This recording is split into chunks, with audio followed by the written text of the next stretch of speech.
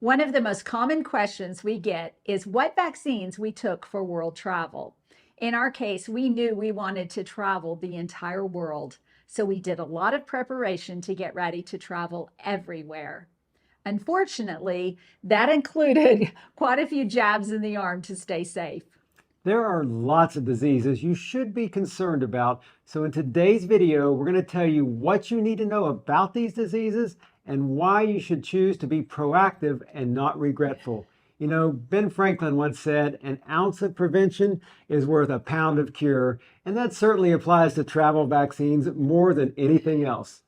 We're John and Bev, and we are the Retirement Travelers. If you've just found us, we are a senior travel couple who are traveling the world full-time in retirement. We've been working on a series of videos called Travel School, where we share our experiences on world travel and help you become a better traveler. You can find all of them on our website, retirementtravelers.com. This is the 11th video in the series. And if you're wondering where we are as we travel, you can always find us on Instagram. You know, we keep it updated to our current location. We are now in Africa and we are on the hunt, now with our cameras only, for the big 5 game animals, plus a lot more of those little creatures as well. The last thing we wanted to do was to go get more shots these days, but we're glad we did. As we travel, we see poor sanitary conditions. We encounter bad water, and we've been bitten by mosquitoes when we least expected it. So let's talk about what we did. When we downsized and sold our home, we went through everything, and it was a good time to gather our vaccination records that we had. Now, our moms both kept meticulous records, but they were on different sheets of paper. You know, I took each of these, I added all the new vaccinations we were taking, and made a spreadsheet so we could keep track of everything going forward. It has been very helpful when we trip plan each year to quickly be able to look up what boosters we need. Before we get started, we want to caution you about a couple of things. First, we are not experts, and we think that it is very important to talk to your healthcare provider. We're simply telling you what we did and what our understanding is. We might have some facts wrong, so ask your doctor.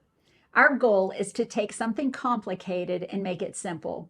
We know we are missing the official explanation that some of you might need or want. The other thing that you should know is, in the U.S., our Centers for Disease Control have approved some vaccination versions that other countries don't have. Different countries make different forms of vaccinations, and some are cheaper in other countries using completely different methods of production. So talk to your healthcare provider about which ones they think are adequate. You know, we know that we paid a bit more in the U.S. than we could have paid elsewhere.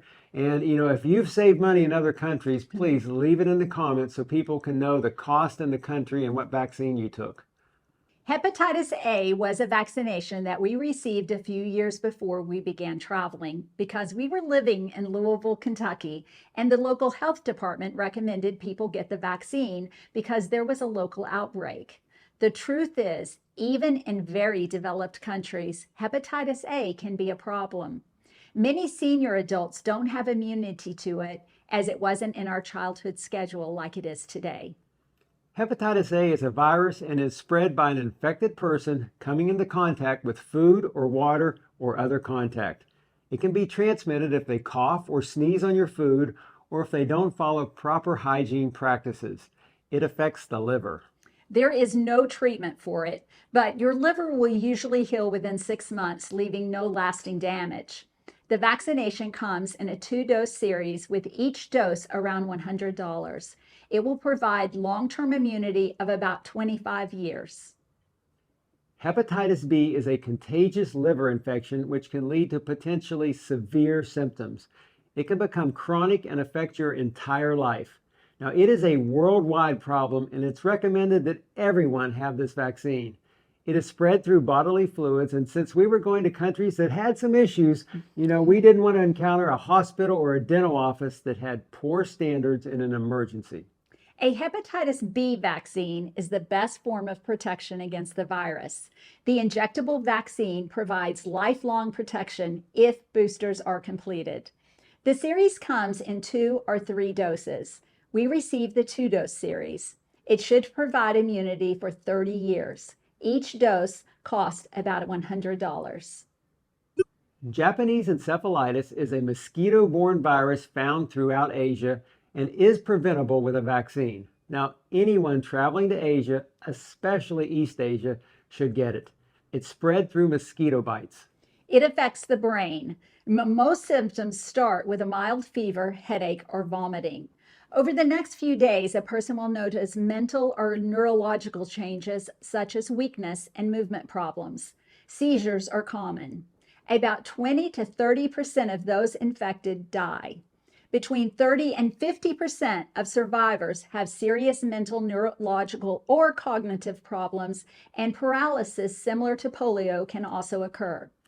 Now, there is no treatment for Japanese encephalitis, only supportive care. Since this is so serious, we did not want to take any chances when we were traveling in Asia. A vaccination sounded a whole lot better than getting this disease. Now, this is a two-part series, usually given 28 days apart with a booster after about a year. This provides about 6 years of protection. And the bad news is it costs about $425 per dose. Rabies is a virus transmitted by infected animals. We didn't even know that we could get this series as a protective measure until we started getting our travel vaccines. The reason we got this is we learned that if we did get bit by an animal, a dog or a monkey, our follow-up would be better and more successful. If you get scratched or bitten by a monkey, you can stop traveling and go through the series, but prevention is the best method. Symptoms can take weeks or months to start showing and can be pretty nasty. Rabies spreads when infected saliva enters the bloodstream. Now, once symptoms set in, rabies is fatal. Now, initial symptoms are generally flu-like, followed by anxiety, confusion, abnormal behavior, and hydrophobia, which is the fear of water. Symptoms often last from 2 to 10 days, ending in death. Pre-exposure rabies vaccination is the best form of protection from the virus. Post-exposure vaccination can stop the virus from taking hold and killing you, so we chose the pre-exposure. It is our understanding that if we get bit, we still need to seek medical attention and we may be given another booster at that time. This is a 2 to 3 dose series and it gives a lifetime of protection. Now, it costs about $420 per dosage. Now, we will add that we see stray dogs in most every country, especially in Asia, Central and South America, some parts of Europe, and Africa. Typhoid fever is bacterial and only affects humans. It can be fatal in 10% of reported cases. It is spread through contaminated food or water or infected persons. One of the big problems with typhoid is that there are drug-resistant strains, so getting vaccinated is recommended. Symptoms include fever, weakness, stomach pain, diarrhea, cough, and headaches. There are 2 vaccines available to prevent typhoid fever, a live oral vaccine and an injectable. Now, we took the live oral and it lasts 5 years. It's recommended for travelers to Asia and Africa. Because of the drug resistance in some parts of the world, vaccination is the best way to prevent infection. The vaccination costs about $200. Yellow fever is a mosquito-borne virus found throughout parts of Africa and South America. Unlike many other mosquito-borne infections, vaccines are available to protect against yellow fever. When you get a vaccination, they give you a yellow card. Now, this is universal, and many countries ask to see your yellow card when you travel. We keep it handy in case we're asked. Some countries are extremely strict and won't let you enter without it if you've been to one of the yellow fever countries in Africa or South America. Now, this is one of the more known travel vaccinations that people get. There are different ones available depending on where you're located. A couple of years ago, we heard that in the Bogota, Colombia airport, you could get the vaccination for free. So when we went through that airport, we stopped at the clinic to check it out, and there it was. Yellow fever is spread through mosquito bites. Most individuals who contract yellow fever will show no symptoms. Some may have mild symptoms like fever, chills, headache, or vomiting. The CDC estimates that 1 in every 7 people who show any symptoms will develop a severe case of yellow fever.